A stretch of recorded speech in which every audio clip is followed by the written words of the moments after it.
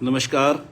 आपका बहुत बहुत स्वागत है महिलाओं की सबसे ज़्यादा प्रतिष्ठित पत्रिका गृहलक्ष्मी के फेसबुक लाइव सेशन में मेरे साथ जुड़ने के लिए। ये एश्योर करना चाहता हूं कि आज का सेशन बड़ा इंटरेस्टिंग है और एंटरटेनिंग होने के साथ साथ बहुत इंफॉर्मेटिव भी है। अगर जीवन में खुशियों की इच्छा हो और ये भी इच्छा हो कि आप आखिरी सांस तक सेहतमंद रहें, तो आज का सेशन आप ही के लिए है। अब आप सारी दुनिया को भूलकर इस सेशन पर फोकस कीजिए, क्योंकि ये एक ऐसा सेशन है जो आपका या किसी का भी जीवन बदल सकता है। सच्चे दिल से मेरी यह कामना और दुआ है कि आपको सुख, समृद्धि, शांति, सेहत और खुशी का वरदान मिले। आप लंबा जीवन जिएं, सेहतमंद जीवन जिएं और खुशहाल जीवन जिएं। मैं दुआ करता हूं कि जीवन के 9 वरदान name, fame, health, wealth, power, prosperity, education, commitment और हैप्पीनेस आपको मिले। जीवन में खुशियों की नई लहर आए, इसी प्रार्थना के साथ हम आज की बात शुरू करते हैं। आज के टॉपिक के बारे में बात करने से पहले मैं आपको अपने ही मन की एक पुरानी उलझन के बारे में बताता हूं। आप जानती ही हैं कि मैं हैप्पीनेस गुरु हूं और लोगों को जीवन में सफल होने के साथ साथ खुश रहने के गुर भी सिखाता हूं। शुरुआत के दिनों का मेरा अनुभव ये था कि लोग मेरे पास आए, मेरी बात सुनी और समझी और उसे जीवन में उतारा, लेकिन कुछ समय के बाद धीरे धीरे मेरी सीख भूल गए और फिर वही पुराने ढर्रे पर वापस आ गए। जीवन में दोबारा वही पहले वाला कलेश। मुझे दुख होता था कि मैं लोगों के जीवन को पूरी तरह से बदल नहीं पा रहा हूं। लेकिन फिल्म ओम शांति ओम का वो डायलॉग मैं कभी नहीं भूला, जिसमें कहा गया है कि तुम अगर किसी चीज को पूरी शिद्दत से चाहो तो सारी कायनात उसे तुमसे मिलाने में लग जाती है। ये सिर्फ कोई फिल्मी डायलॉग ही नहीं है, बल्कि साइंस का सच है, जीवन का सच है। मैंने फिल्म के डायलॉग की बात सिर्फ इसलिए की ताकि आपको मेरी बात आसानी से समझ में आ जाए। सो मैं कोशिश करता रहा, रिसर्च करता रहा, इधर उधर टक्करें मारता रहा और आखिर में डीप रिलैक्सेशन और ब्रेन वेव एक्टिवेशन से स्पिरिचुअल हीलिंग का जो नुस्खा मेरे हाथ आया, जिसने मेरी समस्या को हल कर दिया।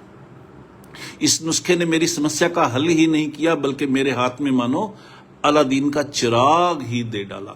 मैं खुलासा करता हूं, दरअसल हम जो कुछ भी सीखते हैं, नया सीखते हैं, उसे अगर ना दोहराएं और बार बार दोहराते ना रहें तो हम उसे भूल जाते हैं। जो पढ़ा या सीखा उसका 80% हिस्सा अगले 24 घंटे में ही जीरो हो जाता है। इसलिए हमें बार बार दोहराई की जरूरत होती है। बार बार दोहराई करने से जो कुछ भी हमने सीखा हो वो हमारे सब कॉन्शियस माइंड में चला जाता है और फिर वो भूलता नहीं। इसलिए मैं इस रिसर्च में लगा हुआ था कि मैं ऐसा क्या करूं कि मेरी सीख सब कॉन्शियस माइंड में जल्दी चली जाए और वहां अच्छी तरह जम जाए, ताकि लोग उसे भूलें नहीं और उनको मेरी दी हुई सीख का पूरा फायदा मिल सके। जैसे प्रसिद्ध साइंटिस्ट थॉमस एल्वा एडिसन ने लाइट बल्ब के आविष्कार से पहले बार बार असफलता हासिल की थी, लेकिन अपनी धुन को नहीं छोड़ा था, वैसे ही मैंने बहुत टक्करें मारी, बहुत एक्सपेरिमेंट किए, बड़े बड़े गुरुओं के पास गया, कईयों से सीखा, बहुत पैसे भी खर्च किए, लेकिन हर बार निराशा हाथ लगी। और फिर एक दिन अचानक एक आइडिया आया, उस पर काम करना शुरू किया और वाह, हल मिल गया। यह हल था डीप रिलैक्सेशन और ब्रेन वेव एक्टिवेशन के जोड़ का कमाल। अब हालत यह है कि मैं अपने क्लाइंट की समस्या समझता हूं, उनकी परेशानियां सुनता हूं, क्लाइंट को सारी प्रोसेस की जानकारी देता हूं और सीधा उनके सबकॉन्शियस माइंड से बात करता हूं। इसका रिजल्ट ये होता है कि सीखने की प्रोसेस छोटी हो जाती है, कम समय में ज्यादा सीखना आसान हो जाता है और जो सीखा हो वो दिमाग में पक्का हो जाता है। ये सारी प्रोसेस एक स्पिरिचुअल एक्सरसाइज है। इस एक्सरसाइज का दूसरा बड़ा फायदा ये है कि आदमी के लिए अनुशासित हो जाना, डिसिप्लिन्ड हो जाना, फोकस्ड हो जाना इजी हो जाता है। यही नहीं, सिगरेट, शराब जैसी बुरी आदतें छोड़ना भी पॉसिबल हो जाता है। इसके अलावा सेल्फ कॉन्फिडेंस बढ़ाना, स्पोर्ट्स में या पढ़ाई में बेहतर बन जाना पॉसिबल हो जाता है। तो ये है वो अलादीन का चिराग जो मेरे हाथ लगा है। आज के सेशन में हम इसके बारे में आगे और भी बात करेंगे ताकि हमें डीप रिलैक्सेशन और ब्रेन वेव एक्टिवेशन के बारे में और भी जानकारी मिले, और जो जानकारी मिले वो पुख्ता भी हो। तो अब तैयार हो जाइए उस चमत्कार के बारे में जानने के लिए जिसकी बात अब शुरू होने वाली है। तो आइए अब आज के टॉपिक की बात करते हैं। इस सेशन के बिल्कुल आखिर में मैं आपको एक बहुत सुंदर और बहुत आसान टोटका भी दूंगा जिससे आप अपनी बात से सामने वाले को इन्फ्लुएंस कर सकें, प्रभावित कर सकें। ये टोटका बहुत आसान है और हर जगह, हर उम्र के व्यक्ति पर काम करता है। मैं हमेशा इसका फायदा उठाता हूं।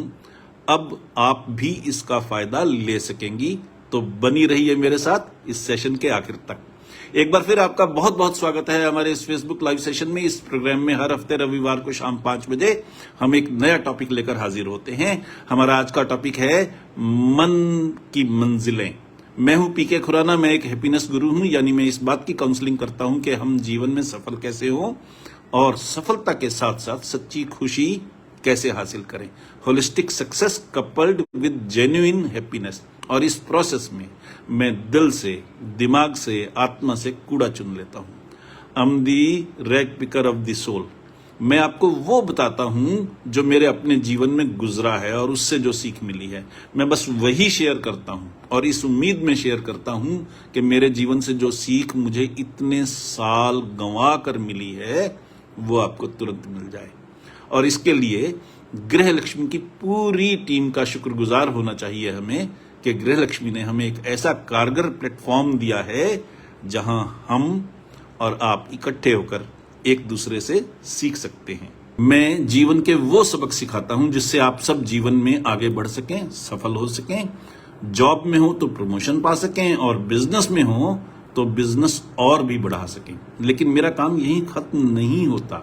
मैं जो कुछ सिखाता हूं उसका बेसिक प्रिंसिपल ये है कि आदमी सफल हो पर सफलता के चक्कर में घुन बनकर पिस ना जाए, सफलता के चक्कर में सेहत न गंवा दे, सफलता के चक्कर में खुशियों से महरूम ना हो जाए और सफलता के कारण इतना कारी ना हो जाए या ईगोइस्टिक ना हो जाए कि उसके रिश्ते ही खराब हो जाएं। और सफलता के कारण उसे इतना गुमान ना हो जाए कि वो कंट्रोल से बाहर होकर अनाप शनाप काम करने लग जाए, अनैतिक काम करने लग जाए, गैर कानूनी काम करने लग जाए और जेल जाने की नौबत आ जाए। इसीलिए मैं ये भी कहता हूं कि मैं दिल से, दिमाग से और आत्मा से कूड़ा चुन लेता हूं। I am the rag picker of the soul. आपको मालूम ही है कि आप सबके लाभ के लिए गृह लक्ष्मी की ओर से इस प्रोग्राम को रिकॉर्ड भी किया जा रहा है ताकि आप जब चाहें इसे दोबारा भी देख सकें, या फिर आप हमारे YouTube चैनल हैप्पीनेस गुरु पीके खुराना पर भी इसे देख सकती हैं। मेरे YouTube चैनल पर 4-4, 5-5 मिनट के कई छोटे छोटे वीडियोस भी हैं जो बहुत पसंद किए जाते हैं। आपको अच्छा लगे तो मेरा चैनल सब्सक्राइब कर लीजिए। YouTube पर जाइए और सर्च बॉक्स में हैप्पीनेस गुरु पीके खुराना टाइप कीजिए तो मेरा चैनल सामने आ जाएगा। सब्सक्राइब करना या न करना आपकी चॉइस है।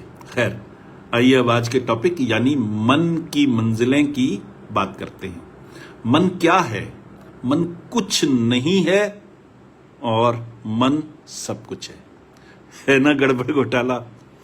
दरअसल सचमुच गड़बड़ घोटाला ही है। जिसे हम मन कहते हैं वो दरअसल हमारा अर्ध चेतन मस्तिष्क है, हमारा सबकॉन्शियस माइंड है। मोटी मोटी बात करें तो हमारे दिमाग के 3 हिस्से हैं।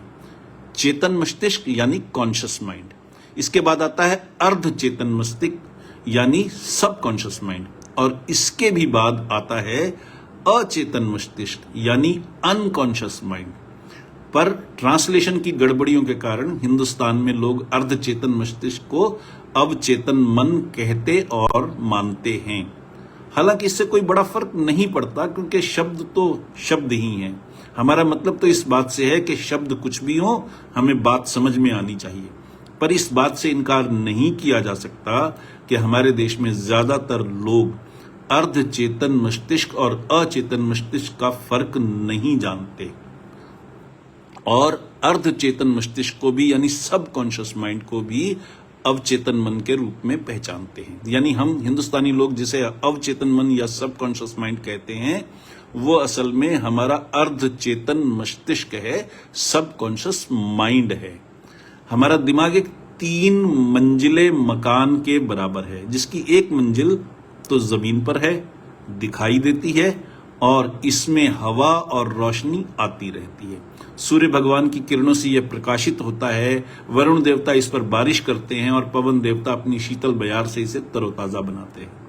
यह हमारे दिमाग की वो मंजिल है जो जमीन की सतह पर है और सबको दिखाई पड़ती है। इसे हम चेतन मस्तिष्क या कॉन्शियस माइंड कहते हैं, क्योंकि हमारा कॉन्शियस माइंड सबको नजर आता है। अब आप पूछेंगे कि अगर हम दिमाग की बात कर रहे हैं तो इसमें हवा और रोशनी का क्या मतलब है? जी हां, सवाल सही है।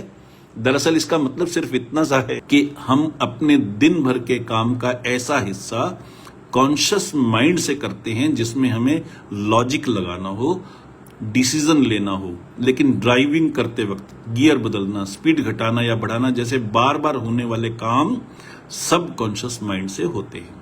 ऐसे मामलों में कॉन्शियस माइंड तभी एक्टिव होता है जब अचानक कोई तीखा मोड़ आ जाए या कोई खतरा सामने आ जाए।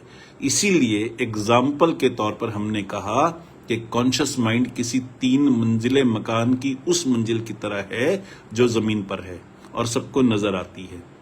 बाकी की 2 मंजिलें जमीन के नीचे हैं, जो जमीन के नीचे की पहली मंजिल, पहली बेसमेंट, पहला तहखाना है, उसे साइंस में अर्ध चेतन मस्तिष्क या सब कॉन्शियस माइंड का नाम दिया गया है। और जो इसके भी नीचे की मंजिल है वो अचेतन मस्तिष्क या अनकॉन्शियस माइंड है। ये 3 मंजिला मकान हमारा दिमाग है, हमारा मस्तिष्क है, और ज्यादातर लोग अपना पूरा जीवन सिर्फ सबसे ऊपरी मंजिल यानी कॉन्शियस माइंड तक ही लिमिटेड रखते हैं और इससे आगे नहीं जा पाते। वे इससे आगे नहीं जाते। ऊपर की मंजिल, जमीन पर की मंजिल बहुत छोटी है, नीचे की मंजिलें बहुत बड़ी हैं, और जो सबसे नीचे की मंजिल है वो सबसे बड़ी है। वही आधार है सबका, बेस है सबका। हमारे ऋषियों, मुनियों और मनीषियों ने सच ही कहा है कि अगर हमें सच की खोज करनी है, या यूं कहें कि खुद को समझना है, तो हमें नीचे की इन 2 मंजिलों में जाना होगा। सच जानने के लिए, खुद को जानने के लिए, अपने शरीर की व्याधियों को और मन की समस्याओं को समझने के लिए भी यात्रा कहीं ऊपर नहीं जाती। सच को और खुद को जानने की यात्रा ऊपर नहीं, नीचे की ओर जाती है। ये उड़ने की यात्रा नहीं है, बल्कि गहरे नीचे उतरने की यात्रा है, अपने ही मन में गहरे उतरने की यात्रा है। अगर कभी हम किसी जंगल में जाएं तो हमारे चारों ओर पेड़ ही पेड़ होंगे, वृक्ष ही वृक्ष होंगे। इन वृक्षों का, इन पेड़ों का एक हिस्सा तो वो पत्ते हैं जिन पर सूरज की किरणें पहुंच सकती हैं। इन पत्तों के नीचे उन पेड़ों की टहनियां और तना है जहां सूरज की किरणें कहीं कहीं पड़ती हैं। पेड़ों का तीसरा हिस्सा उनकी जड़ें हैं जो जमीन के भीतर छुपी हुई हैं। इन पर सूरज की रोशनी कभी नहीं पड़ती, लेकिन पेड़ के प्राण अपनी जड़ों में हैं। जो पेड़ पौधों को पूरा जानना चाहता हो, उसे इनकी जड़ों को जानना ही पड़ेगा। जो सिर्फ पत्तों तक रह जाएगा वो इनको नहीं समझ पाएगा। ऐसे ही शरीर को समझना हो, शरीर में होने वाली समस्याओं को, बीमारियों को, परेशानियों को समझना हो, तो हमें अपने अवचेतन मन और अर्धचेतन मन और अनकॉन्शियस माइंड तक जाना ही पड़ेगा। इसी तरह हमारे चेतन मस्तिष्क यानी कॉन्शियस माइंड, अर्धचेतन मस्तिष्क यानी सब कॉन्शियस माइंड और अचेतन मस्तिष्क यानी अनकॉन्शियस माइंड की कहानी भी ऐसी ही है। खुद को समझने के लिए हमें सब कॉन्शियस माइंड और अनकॉन्शियस माइंड तक जाना होता है। नीचे की दोनों मंजिलों में जाए बिना यानी सबकॉन्शियस माइंड और अनकॉन्शियस माइंड में जाए बिना सच की खोज या खुद की खोज या शरीर की परेशानियों की खोज अधूरी रहेगी। चेतन मस्तिष्क यानी कॉन्शियस माइंड में चेतना या कॉन्शियसनेस सबसे ज्यादा है। वैसे हमारा कॉन्शियस माइंड भी दो हिस्सों में बटा हुआ है, जिनमें से पहला है तर्कशील मस्तिष्क यानी लॉजिकल माइंड और दूसरा है रचनात्मक मस्तिष्क यानी क्रिएटिव माइंड। कॉन्शियसनेस का सबसे ज्यादा असर यहां होने के बावजूद कॉन्शियस माइंड हमारे पूरे दिमाग का सबसे छोटा हिस्सा है। इसके दोनों हिस्से मिलकर भी पूरे दिमाग के 10% के बराबर ही होते हैं। अगर हम खुद को बदलना चाहें, नई अच्छी आदतें सीखना चाहें और उन्हें अपने जीवन में परमानेंट बनाना चाहें, अपनी कॉन्शियसनेस बढ़ाना चाहें, फोकस बढ़ाना चाहें, ज्यादा डिसिप्लिन्ड बनना चाहें, ज्यादा इफेक्टिव बनना चाहें, खेल कूद में या पढ़ाई में आगे होना चाहें, किसी डर से या फोबिया से छुटकारा चाहें, स्मोकिंग या ड्रिंकिंग जैसी लत से छुटकारा चाहें, चिंता, डिप्रेशन या अकेलेपन की भावना से छुटकारा चाहें, तो हमें अपने अनकॉन्शियस माइंड तक जाना होगा। ऐसा जो कुछ भी हम चाहें और ये भी चाहें कि ये चेंज हमेशा के लिए आ जाए, परमानेंट हो जाए, तो हमें सबकॉन्शियस माइंड और अनकॉन्शियस माइंड तक जाना ही होगा। इससे भी आगे अगर हम स्पिरिचुअल वर्ल्ड में जाना चाहें, सच की खोज करना चाहें, खुद को जानना समझना चाहें, ये समझना चाहें कि हम इस दुनिया में क्यों आए हैं, कहां से आए हैं, कहां जाएंगे, या हम परमात्मा की खोज में आगे बढ़ना चाहें, तो हमें कॉन्शियस माइंड तक ही लिमिटेड रहने के बजाय भीतर की यात्रा करनी होगी। जीवन की जड़ें अनकॉन्शियस माइंड में हैं। कॉस्मोस से, ब्रह्मांड से, परमात्मा से संबंध वहीं से जुड़ सकता है, इसके अलावा और कोई साधन नहीं है। हमारी पूजा, हमारी अर्चना, हमारे कर्मकांड सब जमीनी स्तर की बातें हैं। ये शुरुआती खिलौने हैं, टॉयज हैं। बहुत ज्यादा कहें तो ये परमात्मा के खोज की पहली सीढ़ी है, पहली पायदान है। सच की जो खोज है, खुद की जो खोज है या परमात्मा की जो खोज है, उसका संबंध अनकॉन्शियस माइंड से है। कॉन्शियस माइंड को हमारा समाज, हमारा परिवार, हमारे दोस्त, रिश्तेदार, शुभचिंतक, वेलविशर लोग बनाते हैं। उनके विचार और उनकी सीख मिलकर हमें जो संस्कार देते हैं, वो हमारे कॉन्शियस माइंड में बस जाते हैं। सब कॉन्शियस माइंड और अनकॉन्शियस माइंड इससे बिल्कुल अलग है। समाज के विचार अलग हैं, अनकॉन्शियस माइंड की जड़ें अलग हैं। हम दुनियावी बात करें, जीवन की बात करें, तो भी हमें इस चीज को समझने की जरूरत है। अगर इन दोनों में तालमेल ना हो, यानी कॉन्शियस माइंड और अनकॉन्शियस माइंड, सबकॉन्शियस माइंड में तालमेल ना हो, तो आदमी खुद के भीतर ही बंट जाता है, टुकड़े टुकड़े हो जाता है। यही कारण है कि अक्सर कॉन्शियस माइंड और सबकॉन्शियस माइंड में रस्साकशी होती रहती है, जो हमारे दुखों का कारण बन जाती है और हम खुशियों से महरूम हो जाते हैं। हमारे दिमाग के इन तीन हिस्सों के बीच तालमेल होने का नाम ही योग है, यही साधना है। अगर हमारे कॉन्शियस माइंड, सबकॉन्शियस माइंड और अनकॉन्शियस माइंड के बीच में खाइयां बन गई हैं और ये एक दूसरे के विरोधी हो गए हों, तो दिन भर में हम जो देखते हैं या सोचते हैं वो अलग है, और रात में जब हम सो जाते हैं तो हमारे सपने दिन के विचारों से अलग हो सकते हैं। दिन में हम काम करते हों, व्यापार करते हों, तो भी हो सकता है कि रात में हम जो सपना देखें उसमें हम कुछ चोरी कर रहे हों। ऐसे में हम हैरान होते हैं कि मैंने तो कभी चोरी की नहीं, मैंने तो कभी चोरी करने की सोची ही नहीं, फिर ये सपना क्यों आया? जवाब यही है कि तब हमारा सबकॉन्शियस माइंड ड्राइविंग सीट पर है, तब कमान उसके हाथ में है।